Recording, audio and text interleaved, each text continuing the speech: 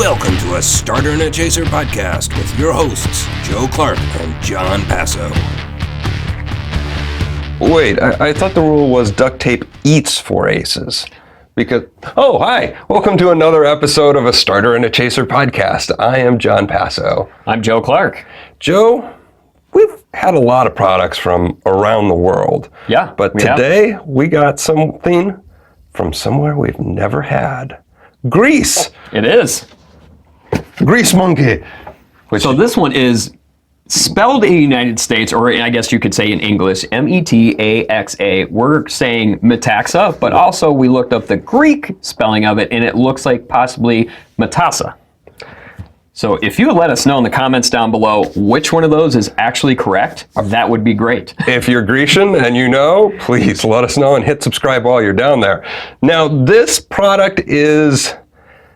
Well, originally it was labeled as a cognac, yes. But the rules changed about what you can call cognac, because only things from Cognac, France can be called cognac. Right. So then it kind of was called a brandy. Well, the rules changed for that as well. So now it's just kind of a unique amber spirit. A Greek amber spirit. Greek, unique Yep. Grecian.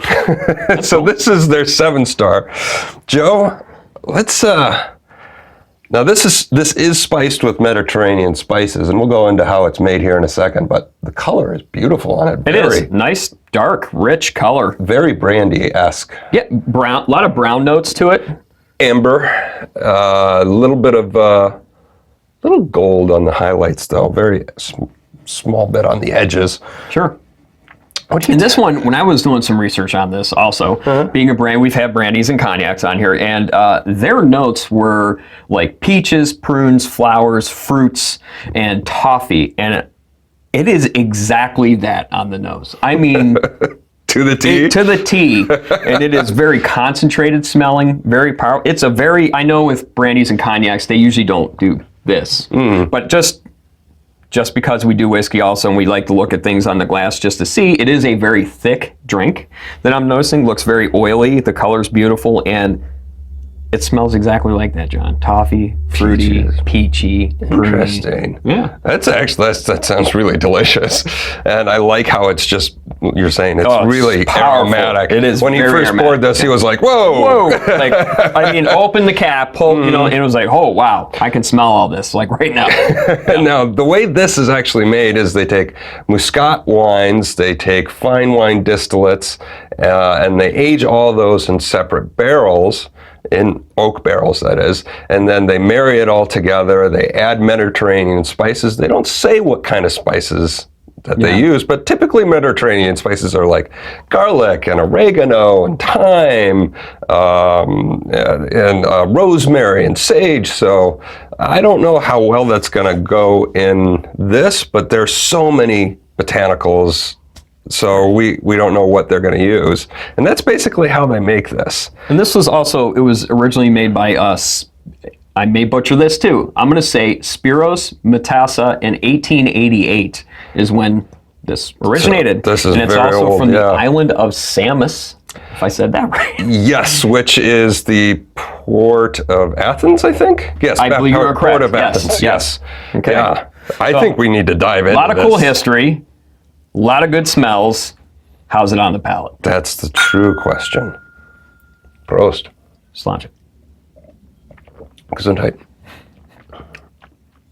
Ooh, that grape, that Muscat grape comes right through. Muscat is very distinct. It's both a table grape and a wine making grape, and it has that kind of sweet combo of table and wine grape, and it cuts through there. Mango, lychee. I mean, that's signature Muscat, and that jumps out of this. Yeah, it is very heavy grape note on this. I do get that toffee on the back end, but I'm going to go for another one here to get more tasting notes out of it, because we just literally just layered our palate here. Always go for 2 tastes, not one, before you start making your real judgments, because the first acclimates your palate. And you really want to coat your mouth with that with the first one, too. As opposed to coating your nose or your ears. Or pouring it on the floor. Yeah, you might slip. Watch out for that. What are you picking up, Joe? This is very fruity. You do get the grape, but you do get a lot of floral notes. It's very fruity. The toffee is very strong for me on the back end. Once the fruit's kind of coming up first, and then the toffee notes I'm getting in the background on this. And I am picking up kind of a little bit of a caramely note to it. I definitely agree with all of that, but in the background, kind of there's this little bit of floral, which Muscat can be a little floral, like light perfumey. Mm-hmm. I'm getting that, but I'm more identifying that with like an herbaceousness, a cooking spice. So that's probably the herbs that I'm picking up there. Okay.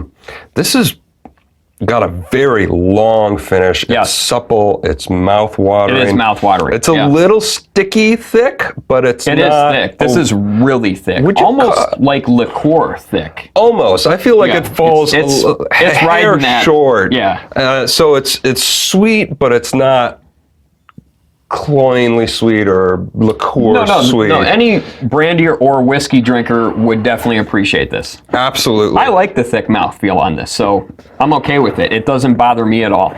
But it's so thick, it is borderline that liqueur kind of thing. It's definitely coating at my palate for sure, and I think as like a after dinner drink with a cigar, this would be perfect. And by the way, it's got a little symbol on this, which is the Salamina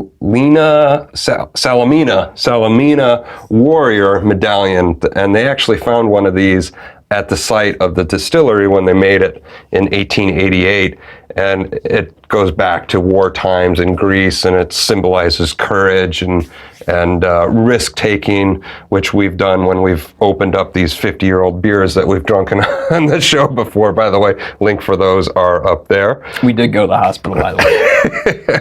I'm just kidding. They were good. It's only because he tripped on the way out. Joe, Metaxa? What are your final thoughts on this not brandy, not cognac, but unique amber Grecian liquor? I'm digging it. Let's be real. It's along the lines of the brandies and the cognacs, and I'm digging those. So this was kind of falls in place real easily for me. It is different. It's not like the other brandies or cognacs we've had because of that really thick mouthfeel, and it is just a little bit sweeter than I'm used to with the brandies and cognacs so far. But it is fantastically tasty. Fantastically tasty. Stamp of approval from Joe.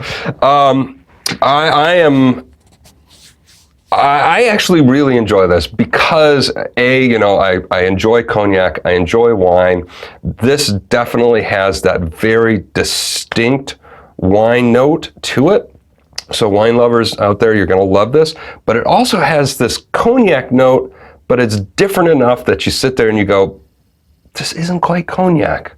The Mediterranean herbs are not over the top, which is actually one of my fears going into this. I thought it was going to be like weird, herbally cooking spice strangeness, but it's none of that, and it's just the subtle floral note on the end. It's really a unique product. It is unique. Yeah. It's a spirit upon itself, and I very much enjoy it.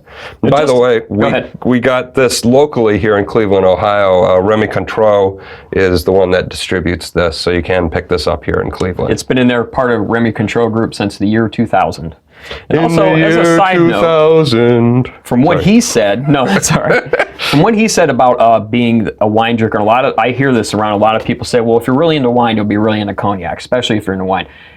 I'm not into wine at all. I'm not a fan of it. I just don't drink it. I don't care for it. I like whiskey. I've always been a whiskey guy. I'm liking the rums and the beers, and I love these brandies, cognacs, and now Greek amber spirits. Maybe it's time to go back to wine, see if you like wine.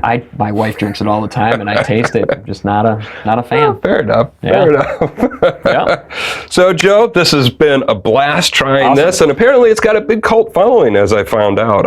This was kind of a new thing to me, but apparently not for everybody else. Right. So, let's get back to the card game, and we'll see you guys next time on a Starter and a Chaser podcast. Now, Duct tape. Duct tape. Yeah, duct tape eats 4 aces. That's Okay. what I'm telling you what it is.